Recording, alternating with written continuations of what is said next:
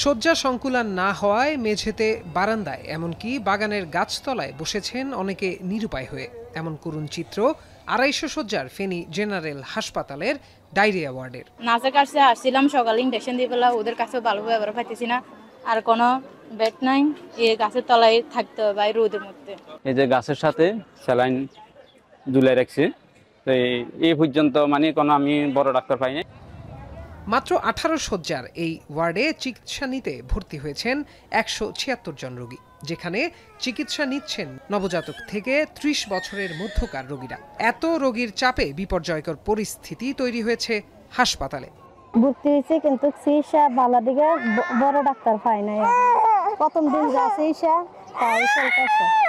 যদি ডাক্তার যদি আরো থাকতো তাহলে মানুষরা হয়রানি না হয়ে আরো একটু হইতে পারত। বন্যায় ক্ষতিগ্রস্ত হওয়ায় এখনও চালু করা সম্ভব হয়নি ডায়ালাইসিস, স্কেনো ও আলট্রাসোনোগ্রাফি সেবা। টেকনিশিয়ানের অভাবে এসব সেবা বন্ধ রয়েছে। এছাড়াও হাসপাতালে দীর্ঘদিন ধরে নেই মেডিসিন, চর্মযৌন, সার্জারি, অর্থোপেডিক্স ও সার্জারি, রেডিওলজিস্ট চিকিৎসক।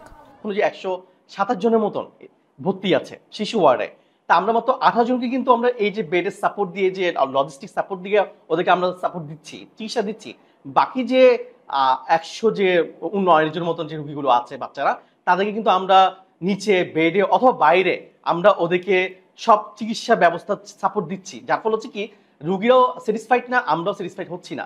একটা রোগীর সাথে একজন লোক আসলে আমরা সুন্দরভাবে কাজ করতে পারি, আর এমনি তো আমরা হিমশিম খাবই। এখানে ২৬ বেডে ২৬টা রোগী থাকার কথা, ওইখানে হচ্ছে ৯০ জন। জ্বর, সর্দি, কাশি, ডায়রিয়া, বমি, আমাশয়, টাইফয়েডের সাথে হাসপাতালে বাড়ছে সাপে কাটা রোগীর সংখ্যা। সোমবার পর্যন্ত ২৫০ শয্যার বিপরীতে রোগী ভর্তি হয়েছেন ৫৭০ জন। জরুরি বিভাগেও সেবা নিচ্ছেন হাজারখানেক রোগী। ভর্তি হওয়া রোগীদের মধ্যে শুধু ডায়রিয়া আক্রান্ত রোগীর সংখ্যা ৩৬০ জন। আক্রান্তদের মধ্যে শিশু ও বৃদ্ধের সংখ্যা বেশি। এখন ফেনী।